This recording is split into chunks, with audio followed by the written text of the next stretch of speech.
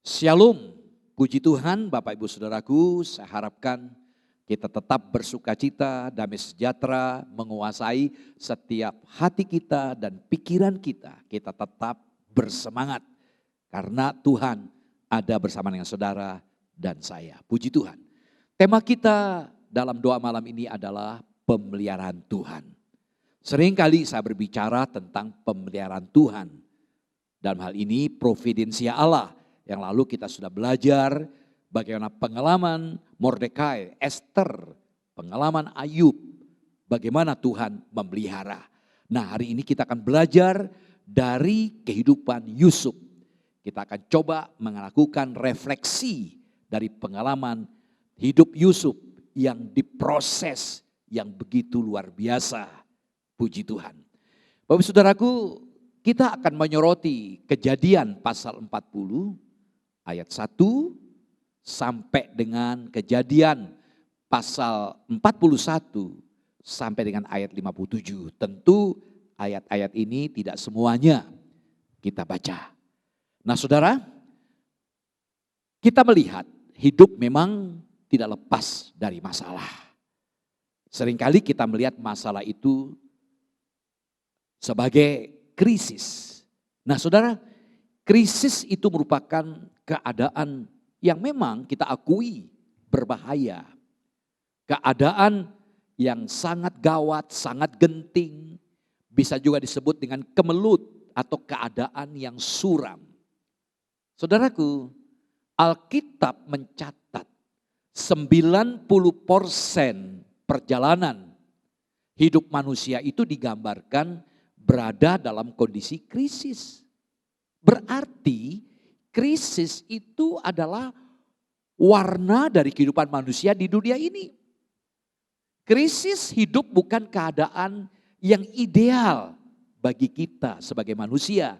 Namun krisis itu sebenarnya dibutuhkan oleh kita.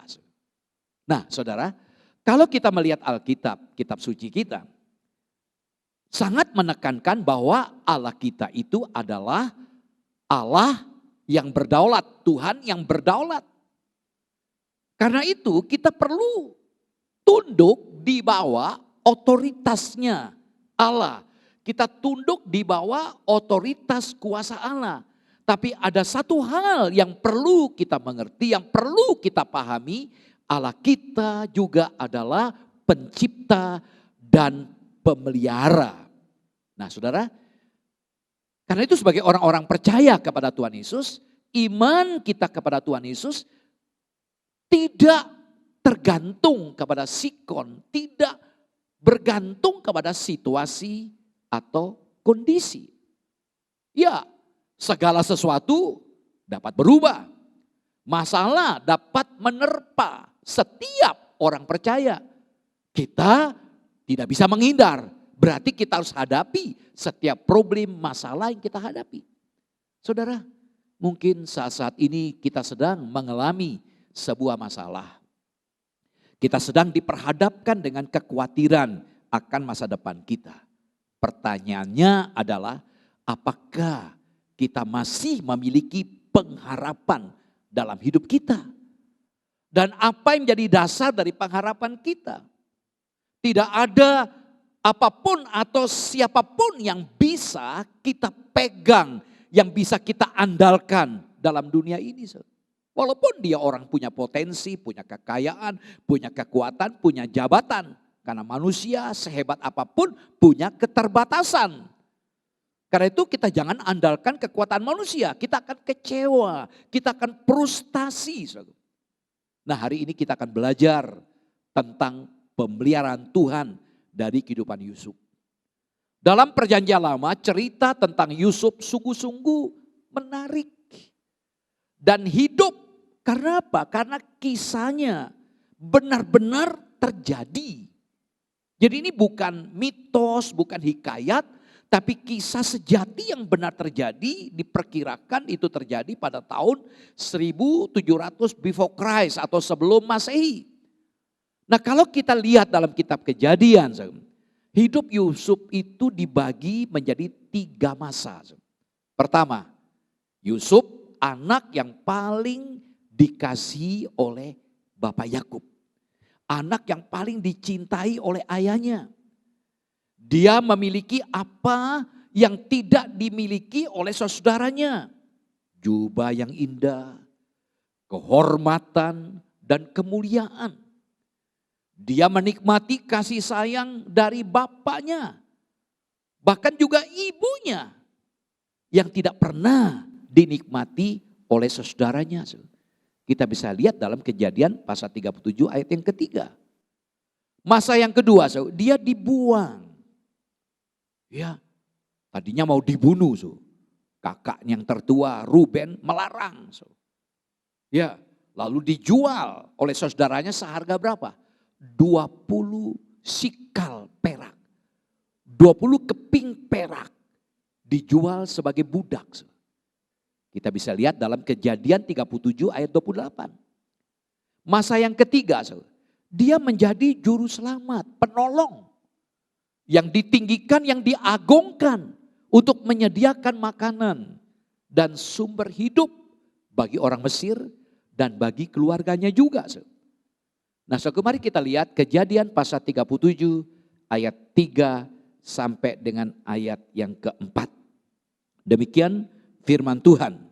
Israel, ini nama lain dari Yakub, namanya sudah diubahkan.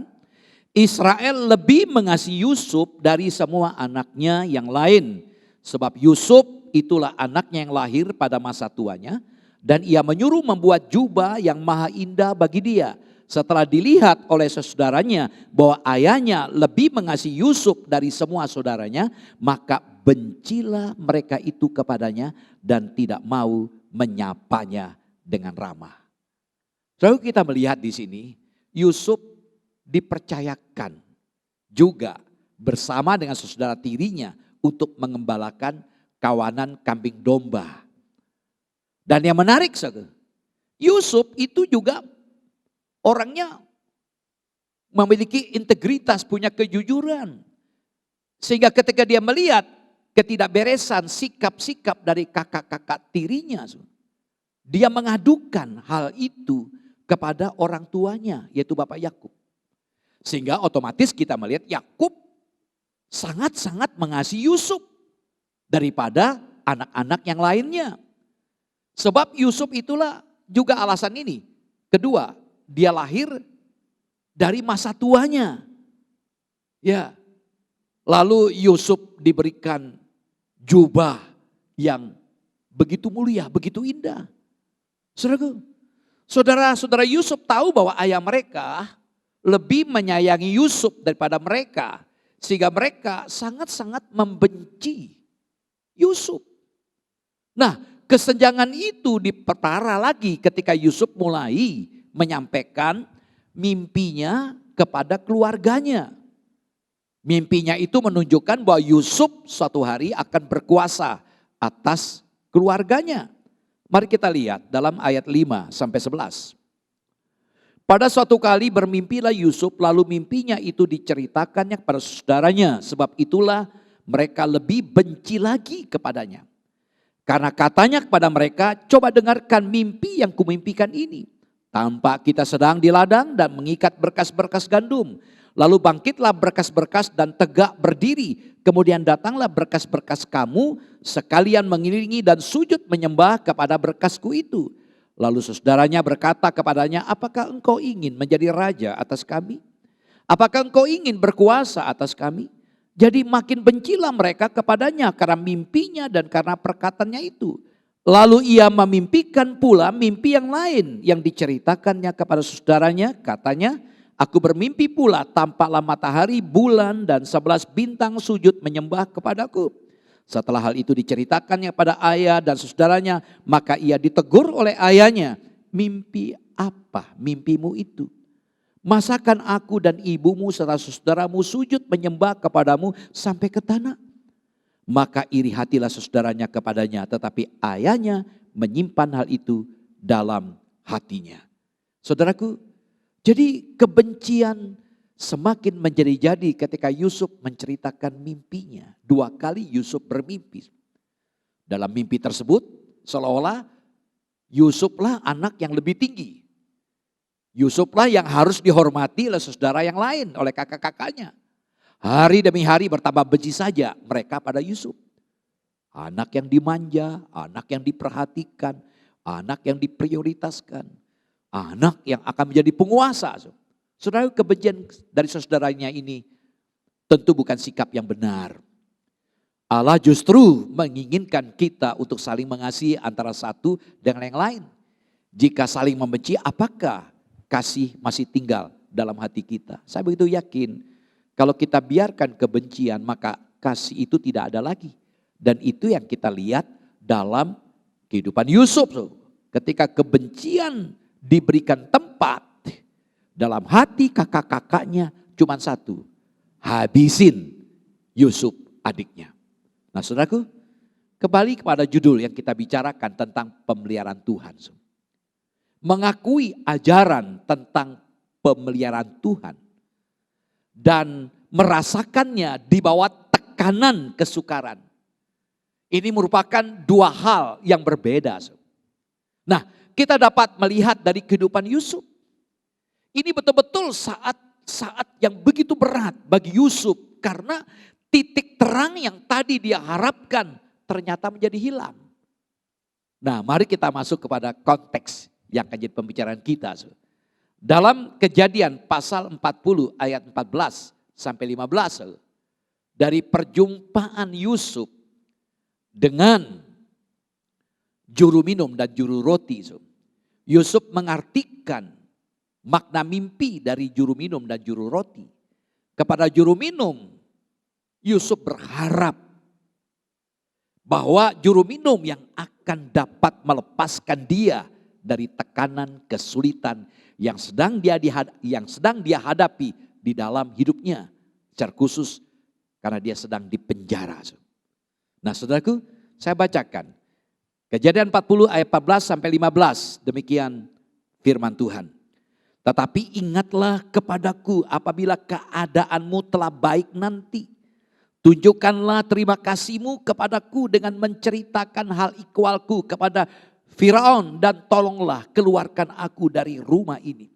Sebab aku diculik begitu saja dari negeri orang Ibrani. Dan di sini pun aku tidak pernah melakukan apa-apa yang menyebabkan aku layak dimasukkan ke dalam liang tutupan ini. Jadi kita melihat bagaimana penderitaan Yusuf. Ya, dia dibenci, hendak dibunuh, lalu dijual, dijadikan budak. Setelah dipercayakan oleh majikannya, sudah bagus, sudah mantap, karir naik, mungkin begitu. Malah difitnah oleh istri majikannya. Sekarang dia ada di penjara. Nah lalu bertemu dengan juru minum, dia berharap. Inilah wujud dari pemeliharaan Tuhan.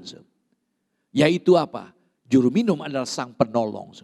Tapi semuanya itu pupus, hilang. Iya, dia sangat berharap inilah satu-satunya jalan. Karena ini pejabat tinggi yang dekat dengan raja, pasti menolong dia. Saudaraku, kita belajar bahwa Tuhan menyatakan pemeliharaannya kepada Yusuf ya, melalui Raja Firaun yang bermimpi. Dan tidak ada yang bisa menafsirkannya. Dan ini rupanya jalan Tuhan. Walaupun sepertinya terkesan tertunda sekian lama. Tapi ketika Raja Firaun bermimpi dan tidak ada seorang pun yang mengerti bagaimana arti mimpi tersebut. Baru juru minum ingat ada seorang Ibrani yang pernah mengartikan mimpinya. Nah saudara, kita melihat bagaimana Allah menyatakan kehendaknya kepada Firaun. Sebetulnya bukanlah demi Firaun. Jadi sesungguhnya bukan demi Firaun atau karena Firaun. Tetapi supaya Yusuf dapat keluar dari penjara. Dan Yakub beserta keluarganya bisa dipelihara dalam 7 tahun kelaparan. Termasuk juga orang-orang Mesir. Allah ingin memakai hidup Yusuf untuk mengelola negeri ini. Saudaraku, mari kita lihat dalam Kejadian 41 ayat 46. Kita mendapatkan sebuah data yang menarik di sini. Kejadian 41-46, Yusuf berumur 30 tahun ketika ia menghadap Firaun, raja Mesir itu. Maka pergilah Yusuf dari depan Firaun, lalu dikelilinginya seluruh tanah Mesir. Perhatikan di sini. Luar biasa, bagaimana Allah menyatakan penyertaannya, pemeliharaannya dalam proses yang begitu panjang. Ya, dari dibenci, dibuang, difitnah, dilupakan, dipenjara. Kita melihat dalam 46, dari penjara ke istana dalam 1 hari. Ini merupakan langkah-langkah yang luar biasa. Allah yang bersama dengan Yusuf itu setiap menit di dalam hidupnya telah memperlengkapinya untuk lompatan tersebut. Selanjutnya kita melihat Firaun memberikan sebuah nama Mesir untuk Yusuf. Mari kita baca. Saya bacakan ayat 43. Lalu Firaun menyuruh menaikkan Yusuf dalam keretanya yang kedua dan berserulah orang di hadapan Yusuf, hormat. Demikianlah Yusuf dilantik oleh Firaun menjadi kuasa atas seluruh tanah Mesir. Berkatalah Firaun kepada Yusuf, akulah Firaun. Tetapi dengan tidak setaumu seorang pun tidak boleh bergerak di seluruh tanah Mesir. Lalu Firaun menamai Yusuf Sapnat Paanea serta memberikan Asnat anak Potifera imam di On kepadanya menjadi istrinya. Demikianlah Yusuf muncul sebagai kuasa atas seluruh tanah Mesir. Kejadian 41 ayat 50. Sebelum datang tahun kelaparan itu lahirlah bagi Yusuf 2 orang anak laki-laki yang dilahirkan oleh Asnat, anak Potifera, imam di On. Yusuf memberi nama Manasye kepada anak sulungnya itu sebab katanya, Allah telah membuat aku lupa sama sekali kepada kesukaranku dan kepada rumah bapakku. Dan kepada anaknya yang kedua diberinya nama Efraim sebab katanya Allah membuat aku mendapat anak dalam negeri kesengsaraanku. Puji Tuhan. Jadi kita melihat Yusuf setelah mengartikan mimpi Firaun. Selanjutnya Firaun melantik dia menjadi orang kedua setelah Firaun. Kuasa otoritas diberikan kepada dia. Orang lain tidak punya wewenang. Dia yang dipercayakan sebagai Perdana Menteri. Lalu selanjutnya Raja Firaun memberikan sebuah nama Mesir untuk Yusuf. Sapnat Paanea. Yang dalam bahasa Kupti menurut sejumlah sarjana itu berarti seorang pengungkap rahasia. Atau orang yang kepadanya diungkapkan rahasia. Dari ayat tadi kita melihat Firaun juga memberikan seorang istri kepadanya bernama Asnat. Seorang gadis yang berasal dari keluarga imam. Luar biasa. Sebuah kehormatan. Yaitu putri dari pangeran atau imam di On. Sebuah kota budaya dan agama yang terletak sekitar 7 mil di utara Kairo, pusat penyembahan matahari. Ini sebuah kehormatan. Kalau lihat konteksnya. Yusuf dari seorang budak, narapidana. Diangkat jadi Perdana Menteri. Diberikan istri dari seorang yang luar biasa. Imam. Artinya lewat Asnat. Yusuf memiliki 2 orang anak. Yang bernama Manasye dan Efraim. Lalu beberapa tahun kemudian anak-anak ini akan diadopsi secara resmi. Ke dalam keluarga Yakub. Dan menjadi kepala dari 2 suku. Ini menarik. Jadi anak Yusuf menjadi salah satu dari 2 ini. Berarti 2 orang ini menjadi bagian dari suku Israel. Wah, ini luar biasa. Nah saudaraku. Nah kita melihat sekarang. Jadi saat Yusuf dipanggil oleh Raja Firaun. Dia berusia berapa tahun tadi? 30 tahun. Kejadian 41-46. Nah, di sini ada 2 hal yang bisa kita dapatkan. Pertama, Yusuf menderita berapa tahun? Selama 13 tahun. Mari kita lihat. Kejadian 37 ayat yang kedua. Demikian firman Tuhan. Inilah riwayat keturunan Yakub. Yusuf tatkala berumur 17 tahun. Jadi masih muda.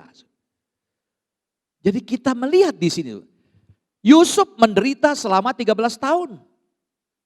Nah, waktu kita lihat ketika dia dibenci usianya 17 tahun. Sebelum dia dibuang oleh saudaranya.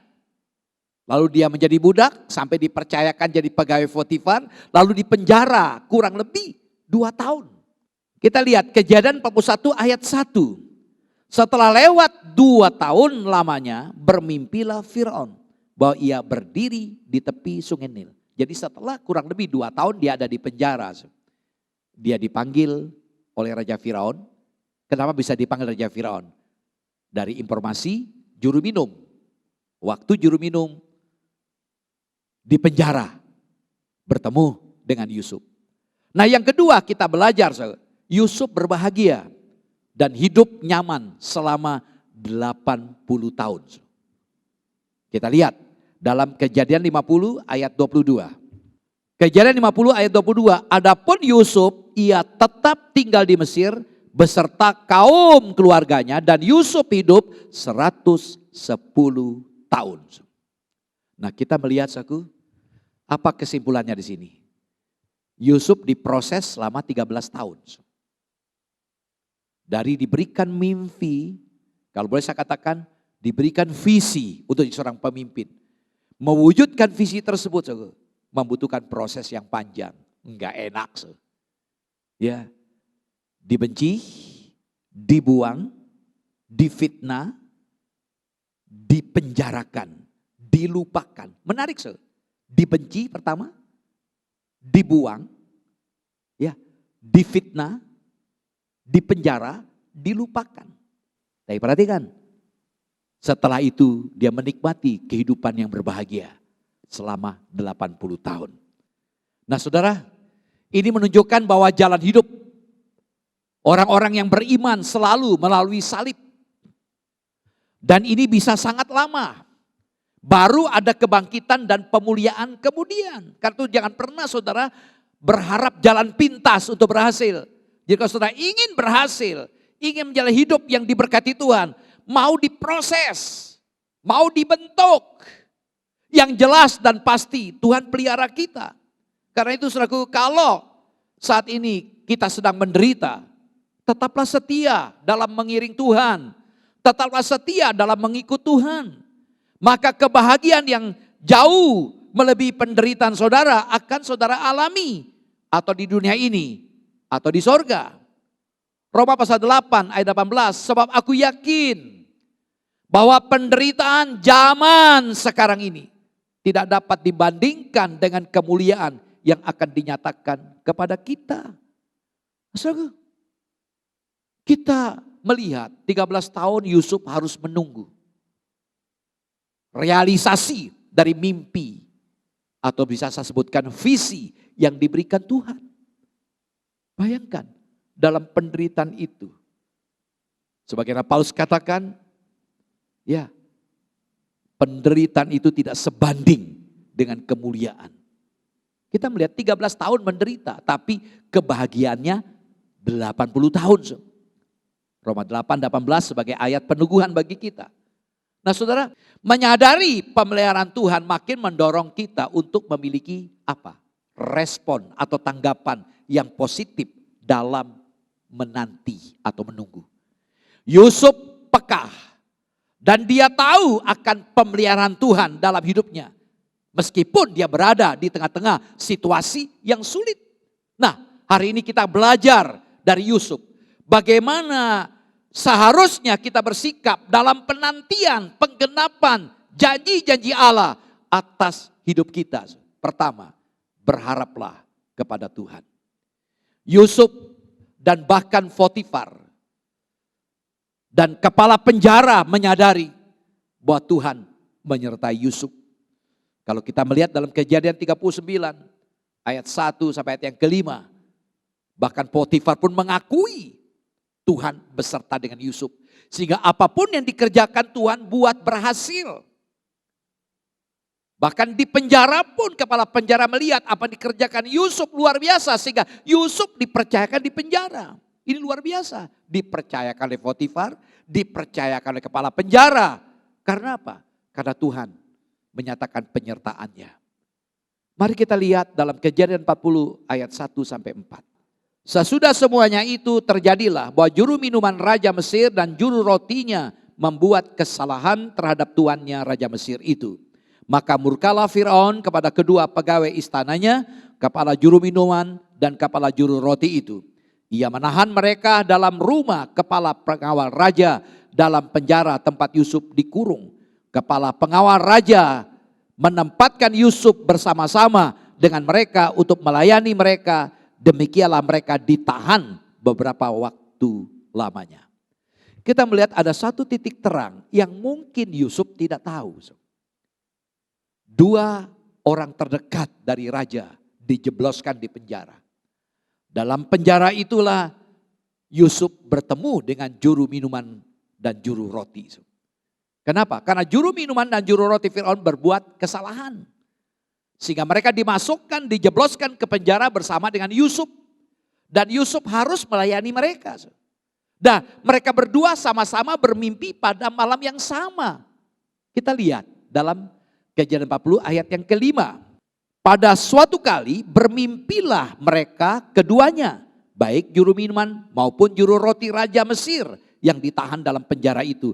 Masing-masing ada mimpinya pada satu malam juga. Dan mimpi masing-masing itu ada artinya sendiri. Nah saudaraku, dari hal itu kita melihat mereka curhat, berbagi kepada Yusuf tentang mimpinya mereka itu. Kita lompat ayat yang ke-8. Kejadian 40 ayat yang ke-8. Jawab mereka kepadanya, kami bermimpi. Tetapi tidak ada orang yang dapat mengartikannya. Lalu kata Yusuf kepada mereka, bukankah Allah yang menerangkan arti mimpi? Ceritakanlah kiranya mimpimu itu kepadaku. Dari ayat kita bisa melihat, juru minum dan juru roti mengatakan bahwa tidak ada orang yang dapat menafsirkan mimpi mereka. Lalu Yusuf berkata, bukankah Allah yang menerangkan arti mimpi? Perhatikan pernyataan Yusuf.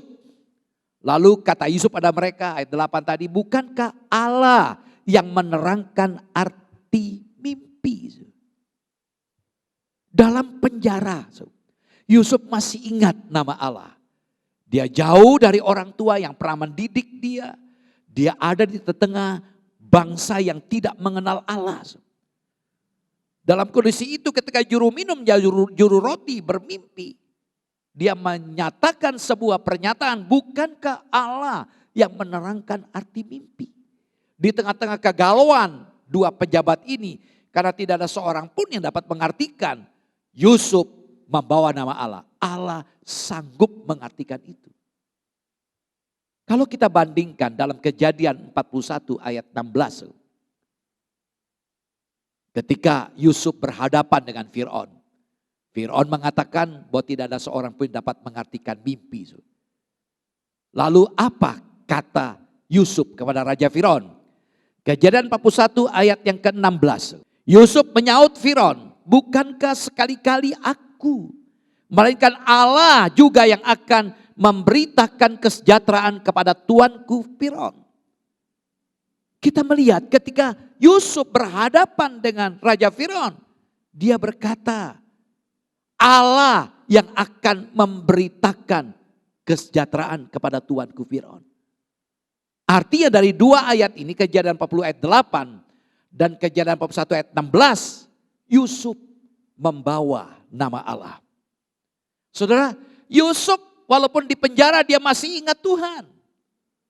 Dalam kondisi dia sedang menderita, dalam kondisi dia sedang bergumul dengan hidupnya, dia tidak mengabaikan Tuhan. Dia tetap ingat nama Allah. Artinya Yusuf bukan orang yang suka meratapi nasibnya. Dia bukan orang yang suka menangisi diri dan meratapi keadaannya. Tapi Yusuf ketika dia mengungkapkan nama Allah, memberikan pemahaman bahwa Yusuf terus berharap kepada Tuhan. Nah, kita belajar dari Daud sebagai contoh referensi perbandingan. Dalam 1 Samuel pasal 30 ayat 6. Dalam kondisi terjepit, ancaman yang begitu berat dihadapi oleh Daud. Karena sikap para pengikutnya. 1 Samuel 30 ayat 6 mengatakan, dan Daud sangat terjepit. Karena rakyat mengatakan hendak melempari dia dengan batu. Seluruh rakyat itu telah pedih hati masing-masing karena anaknya laki-laki dan perempuan. Tetapi Daud menguatkan kepercayaannya kepada Tuhan Allahnya.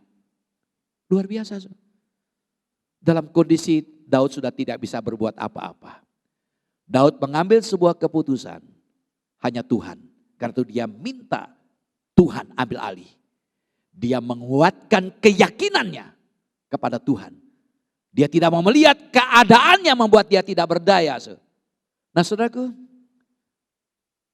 apa yang dapat kita pelajari sini? Bahwa tidak pernah ada satu perkara yang Tuhan izinkan terjadi tanpa maksud baik dari Tuhan.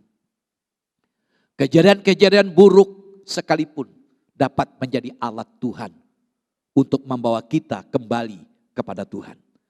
Sebab itu peliharalah sikap bersandar penuh kepada Tuhan. Jangan mengandalkan pikiran kita sendiri. Jangan mengandalkan kekuatan kita. Jangan mengandalkan kehebatan kita. Dan lebih dari itu, kita belajar taat secara totalitas, secara penuh kepada firman Tuhan. Yaitu apa? Pertolongan Tuhan yang luar biasa. Ya, kita percaya bahwa Tuhan kita adalah Tuhan yang omnipoten, maha kuasa. Dan juga Tuhan yang maha hadir, omnipresent, maha ada. Dan Tuhan omniscient, maha tahu, luar biasa. Dia selalu ada, hadir, dan tahu persis, maha tahu, bahkan maha kuasa. Artinya Tuhan itu tidak dapat dibatasi, Tuhan tak terbatas. Karena itu kita harus percaya dan berharap terus kepadanya. Ini yang perlu kita pelajari.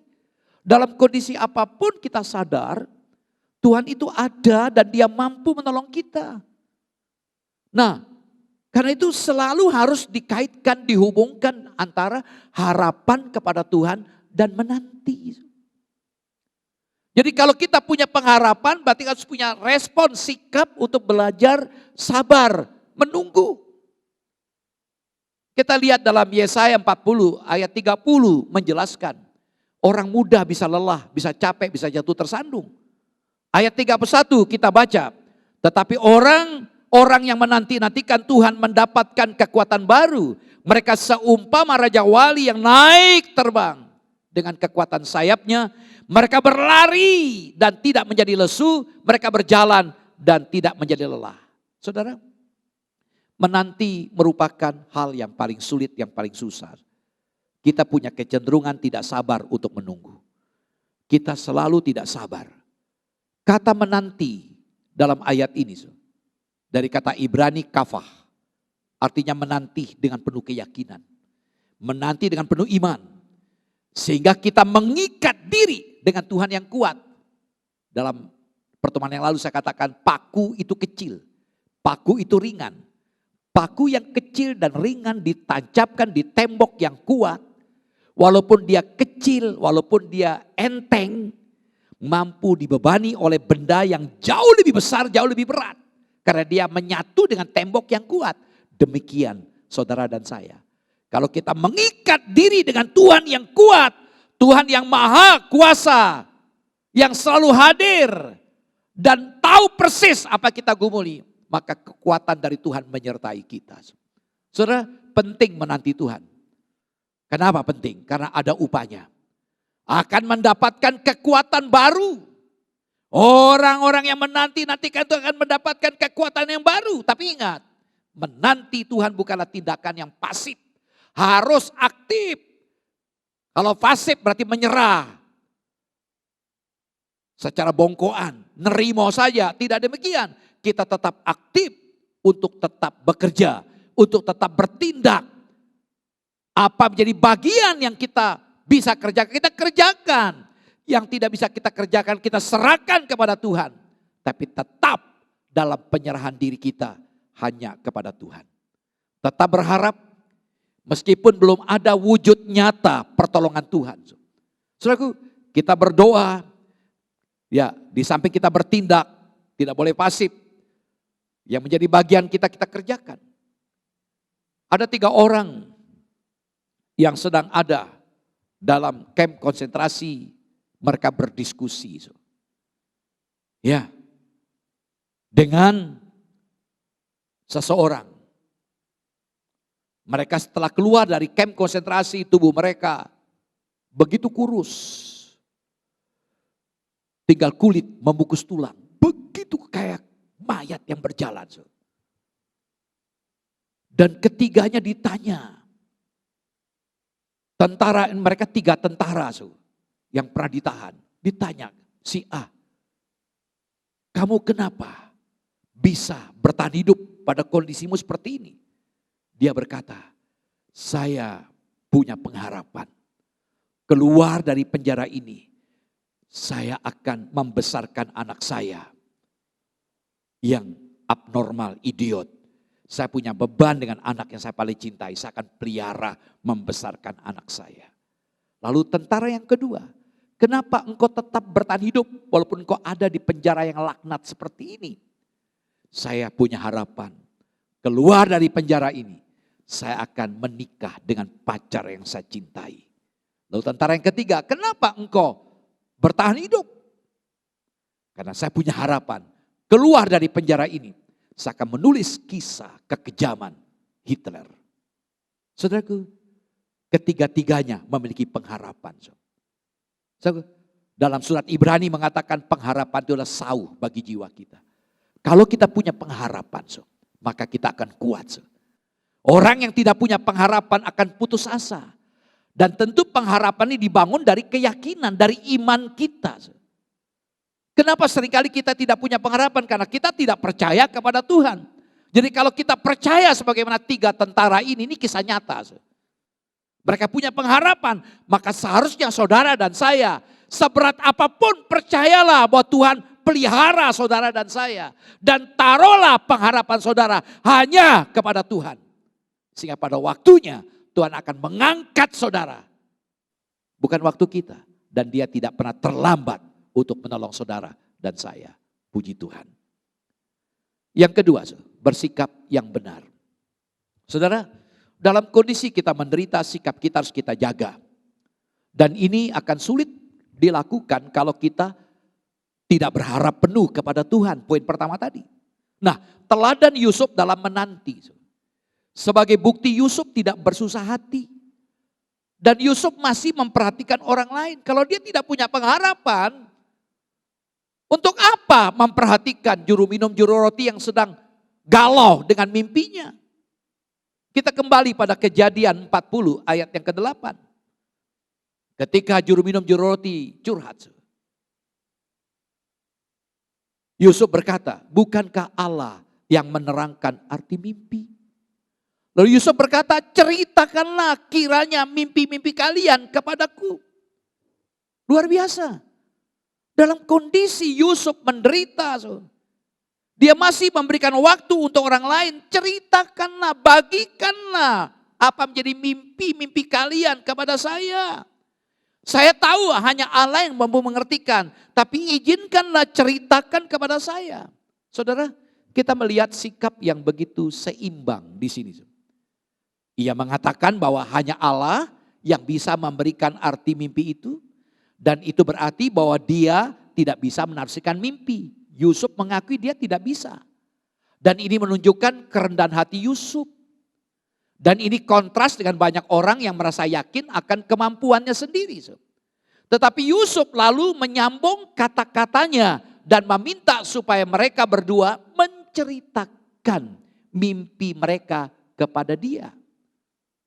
Secara implisit ini menunjukkan suatu keyakinan bahwa Allah akan memberi Yusuf kemampuan untuk bisa menafsirkan mimpi itu.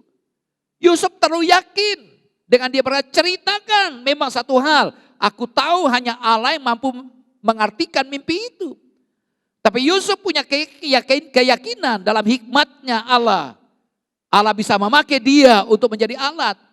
Ini kontras dengan banyak orang-orang Kristen yang selalu menolak pelayanan dengan alasan saya tidak bisa, saya tidak mampu, padahal belum dicoba. Ini memberikan pelajaran. Allah yang memberikan kemampuan. Yang penting bersediakah kita menjadi alat Tuhan. Jangan berkata saya tidak bisa. Seperti Yusuf. Dia tahu Allah yang memampukan. Tapi dia bersedia untuk menjadi alatnya. Saudaraku, kalau sudah dicoba dan ternyata memang kita tidak bisa karena kita tidak berkarunia, tidak memiliki karunia tersebut, maka ini adalah tidak bisa yang sah. Tetapi kalau tanpa dicoba sudah berkata saya tidak bisa, ini merupakan sikap rendah diri orang-orang yang tidak beriman. Yusuf mendengarkan kisah juru minum dan juru roti. Lalu dia pun mengartikan mimpi itu. Namun itu semua bukan karena kehebatannya. Tetapi Allah yang menyingkapkan, yang mengungkapkan arti mimpi tersebut. Setelah diartikannya mimpi itu, Yusuf berpesan. Tadi kita sudah baca ayat 14, Kejadian 40 ayat 14. Tetapi ingatlah kepadaku kalau keadaanmu telah baik. Yusuf berkata, ingat aku ya, kalau kamu sudah kembali ke posisimu nanti di istana. Yusuf berharap banget kepada juru minum. Dari ayat ini ada kesan bisa kita lihat bahwa Yusuf tidak betah berada di penjara. Tetapi yang menarik, ia tidak bermuram durja dan berhati kesal. Saudara, sebagai contoh ketika saya masih aktif melayani di penjara, saya mengajak para narapidana menyanyikan pujian, sinar kemuliaan-Mu Bapa. Bait pertama mereka bisa menyanyikan, sinar kemuliaan-Mu Bapa. Ketika kornya, ku ingin tetap di sini. Semua napi diam, tidak menyanyikan. Ku ingin tetap di sini. Hanya tim kami yang menyanyikan. Kenapa? Mereka mengartikan mereka tidak mau dipenjara. Lalu ketika edarkan kolekte, tetap ada kolekte di narapidana, di penjara waktu itu. Saya ajak menyanyi, ku mau di sana. Lagu Akhir Zaman tiba itu. Wah, ketika ku mau di sana, oh yes, yes, yes. Mereka ingin keluar dari penjara. Artinya, indikasinya apa? Tidak ada orang yang senang di penjara. Termasuk Yusuf. Walaupun dia punya sikap yang baik. Dia ingin bebas. Nah, kita lihat dalam Kejadian 40 ayat 6 sampai 7. Kejadian 40 ayat 6 sampai 7. Ketika pada waktu pagi Yusuf datang kepada mereka, segera dilihatnya bahwa mereka bersusah hati. Lalu ia bertanya kepada pegawai-pegawai istana Fir'aun yang ditahan bersama-sama dengan dia dalam rumah tuannya itu. Mengapakah hari ini mukamu semuram itu? Perhatikan, Yusuf tidak berorientasi kepada dirinya. Ketika berhadapan dengan dua orang pegawai istana ini, juru minuman dan juru roti, dikatakan segera dilihatnya. Setelah melihat kondisi mereka, mengapa mukamu muram hari ini? Lalu Yusuf bertanya, kalau orang gak punya kepedulian terhadap orang lain, ngapain sih? Mungkin melihat, tapi masa bodoh. Tapi Yusuf bukan tipe orang itu. Setelah melihat dua orang tersebut mukanya muram, dia bertanya, mengapa hari ini mukamu semuram itu? Ini artinya Yusuf tidak memusatkan dirinya. Dia tidak fokus kepada dirinya sendiri yang sedang susah juga. Yang tidak betah di penjara. Dia tidak egois, dia tidak mementingkan dirinya sendiri. Nah sekarang bagaimana saudara dan saya? Jujur, seringkali dalam kondisi yang sulit. Kita ingin diperhatikan. Kita ingin dilayani. Kita ingin dibantu, ditolong. Bisakah dalam kondisi sulit kita juga belajar mengabaikan diri kita untuk kepentingan orang lain? Di kondisi COVID ini kita belajar untuk memperhatikan orang lain. Dan itu yang saya coba lakukan dalam kondisi ini. Paling dah hal yang kecil-kecil. Saya mencari informasi bagaimana jemaat bisa divaksin. Saya coba menghubungi beberapa, cari sarana-sarana. Ya walaupun saya sendiri sedang susah. Saya sendiri sedang mengalami kesulitan. Mari saudaraku kita mau belajar. Milikilah sikap yang benar di saat kita sedang bergumul. Karena kita percaya bahwa Tuhan pelihara kita. Yang ketiga, bekerja dengan sepenuh hati. Yusuf bukan hanya berharap kepada Tuhan. Yang kedua, dia bukan hanya memperhatikan orang lain punya sikap yang benar. Tapi dia bekerja dengan sepenuh hati. Saudaraku, Yusuf melakukan apa yang dia bisa lakukan dalam penantian. Kalau kita melihat dalam Kejadian 39 ayat 1 sampai 6 di rumah Potifar. Atau ketika dia ada di penjara, Kejadian 39 ayat 22-23. Yusuf tetap bekerja. Dia anak yang dimanja, anak yang diperhatikan. Dia tetap bekerja sebagai budak di rumah majikannya Potifar. Sehingga majikannya melihat, wah Yusuf luar biasa. Dia berhasil. Sehingga Yusuf dipercayakan. Lalu ketika dia ada di penjara, dia punya alasan sakit hati. Kenapa difitnah? Dia dituduh memperkosa istri majikannya. Padahal istri majikannya mau ngajak yang tidak benar. Sehingga dia lari menghindar, malah difitnah. Dia punya alasan untuk marah, protes. Bahkan kepada Tuhan. Yusuf enggak. Di penjara pun dia tetap bekerja. Yusuf tetap bekerja dan melakukan tanggung jawabnya. Saudaraku, ini hal yang menarik. Dalam kesulitan pun kita ditantang untuk jadi pribadi yang bertanggung jawab. Tuhan tidak pernah memberikan tanggung jawab yang lebih besar kalau kita tidak dapat melakukan apa yang sedang Tuhan percayakan kepada kita. Dalam Matius 25 ayat 21 mengajar kepada kita bahwa perlunya kita setia dengan perkara yang kecil, maka Tuhan percayakan perkara yang besar. Saya bacakan Matius 25 ayat 21. Maka kata tuannya itu kepadanya, baik sekali perbuatanmu itu, hai hambaku yang baik dan setia. Engkau telah setia dalam perkara kecil, aku akan memberikan padamu tanggung jawab dalam perkara besar. Masuklah dan turutilah dalam kebahagiaan Tuhanmu. Saudaraku, tidak seorang pun yang tidak dikaruniai kemampuan dan kesempatan. Kita di Alkitab paling tidak ada satu kemampuan diberikan oleh Tuhan. Di semua kita diberikan kemampuan. Dan kita diberikan kesempatan untuk menggunakan kemampuan kita. Karena kita punya kemampuan dan kesempatan, berarti setiap orang dipercayakan potensi. Kemampuan yang berbeda, tapi dituntut sama. Walaupun kita punya kemampuan yang berbeda, dituntut sama, yaitu bertanggung jawab dan berjerih lelah untuk melipat gandakan. Seperti diilustrasikan dalam Matius pasal 25 ayat 14 sampai 30 oleh Tuhan Yesus. Bagaimana kita melipat gandakan setiap talenta. Gunakan kesempatan dan kemampuan dengan sebaik-baiknya. Mari kita belajar ya, menjadi pribadi yang bertanggung jawab. Apa yang Tuhan percayakan, lakukan. Jangan meratap. Ini yang seringkali kelemahan kita. Dalam kondisi kesulitan, kita tidak buat apa-apa. Kita lebih cenderung meratapi nasib. Kita mengeluh. Mari kita kreatif. Kita punya potensi. Apa bisa kita lakukan? Lakukan itu. Begitu banyak kita melihat di tengah-tengah COVID ini. Orang-orang yang berhasil. Dalam kondisi kepicikan. Karena dia merasa sudah tidak mampu mengerjakan apa yang biasa dikerjakan. Dia coba mengalihkan haluan cara kerjanya. Dan dibuat berhasil. Begitu banyak orang kreatif yang tadinya tidak pernah menyinggung tentang makanan, buat makanan. Lewat makanan dia jual, membuat dia sukses. Saudaraku, yang Tuhan inginkan, kita punya kemampuan, kerjakan kemampuan itu dalam kesempatan. Jangan meratapi nasib, jadi pribadi yang bertanggung jawab. Saudara, dalam perjalanan hidup Yusuf yang penuh dengan liku-liku dan luka. Yusuf dikecewakan oleh banyak orang. Dijual oleh saudaranya sendiri. Dia difitnah dan dijebloskan ke dalam penjara. Serta dilupakan oleh orang yang ditolongnya. Yusuf belajar bahwa berharap kepada manusia hanya akan berbuah kekecewaan. Maka ia pun berharap hanya kepada Allah.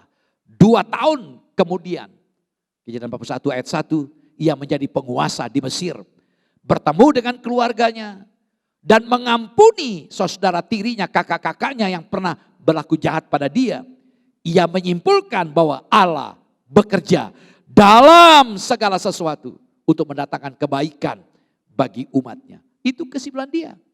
Dalam Kejadian 50 ayat 20, dia berkata kepada saudaranya yang mengalami ketakutan karena ayahnya sudah meninggal dunia. Jangan-jangan Yusuf akan menggunakan posisi jabatannya untuk membalas dendam. Yusuf berkata dalam Kejadian 40 ayat 20, memang kamu telah mereka-rekakan yang jahat terhadap aku.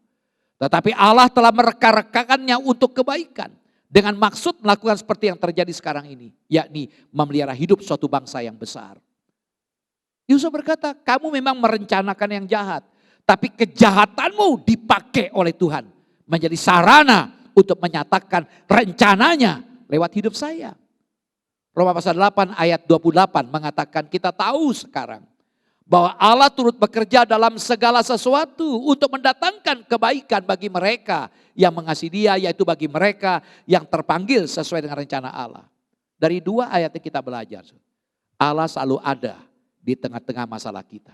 Allah peduli, Allah memperhatikan kita. Allah tidak pernah mengabaikan kita.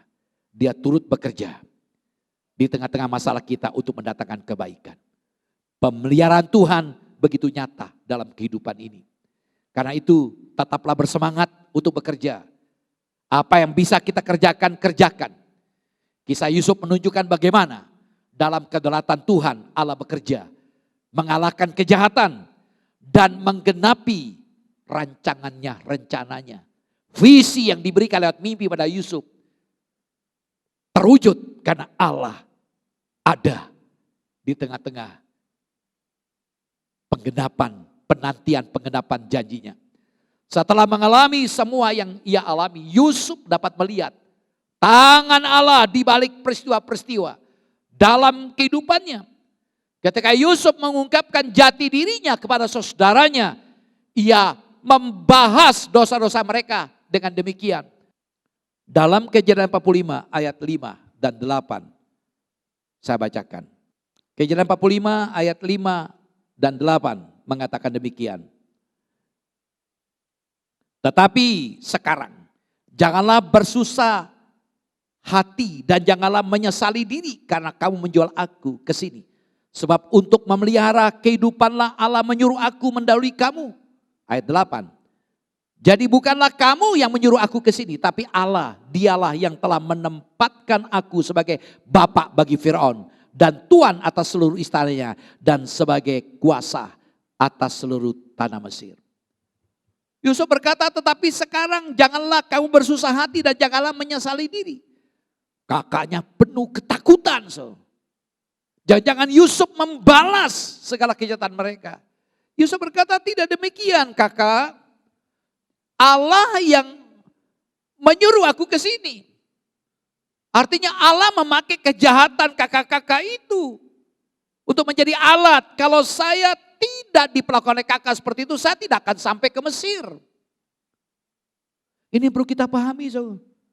Kadang-kadang kejahatan orang itu menjadi alat Tuhan untuk kita. Walaupun kita tidak suka. Lalu kemudian kita melihat Yusuf menghibur kakak-kakaknya, termasuk adiknya Benyamin, dengan memberikan pengampunan dan berkata, dalam Kejadian 50 ayat 20 tadi, memang kamu sudah merencanakan yang jahat terhadap aku. Tapi Allah sudah merencanakan yang baik untuk kebaikan kita. Saudaraku, maksud terjahat manusia tidak mungkin menggagalkan rancangan sempurna Allah. Rencana Allah tidak dapat digagalkan. Allah yang merencanakan selalu punya cara untuk menggenapkan rencananya. Mungkin ada situasi dan kondisi yang menyedihkan dalam kehidupan saudara dan saya. Dan dalam kehidupan Yusuf. Namun seperti yang kita pelajari. Dengan tetap berlaku setia dan berserah kepada Allah. Yang memegang kendali, kontrol. Kita dapat yakin bahwa Allah akan menghargai kesetiaan kita pada waktunya. Saudaraku, dalam menantikan apapun juga. Dan dalam situasi sesulit apapun yang kita hadapi saat ini. Saudara, kita terus belajar untuk mengenal Tuhan. Tuhan yang selalu ada beserta dengan kita. Tuhan yang maha tahu, Tuhan yang maha kuasa, Tuhan yang maha hadir. Percayalah kepada pemeliharaan Tuhan. Percayalah kepada kuasanya yang tidak dapat dibatasi oleh keadaan apapun. Dan melakukan apa menjadi tanggung jawab kita pada saat penantian ini. Kita tetap menggunakan setiap potensi kemampuan kita dengan penuh tanggung jawab. Dengan hati yang benar, hati yang lapang, dan penuh ucapan syukur bahwa Tuhan itu baik pada saudara dan saya. Saudara, saat dirundung masalah, pengharapan kita tetap kepada Tuhan. Bukan pada orang yang pernah kita tolong. Manusia cenderung lupa dan mengingkari janjinya, namun Tuhan tidak pernah melupakan janjinya. Karena itu berharaplah kepada Tuhan. Saudara, menaruh harap kepada manusia seringkali berbuah kekecewaan. Karena itu marilah kita berpaut kuat hanya kepada Allah yang terpercaya. Terkadang Tuhan sengaja membuat seseorang melupakan kita supaya kita dapat belajar menaruh harap hanya kepada Tuhan. Puji Tuhan, Tuhan Yesus memberkati.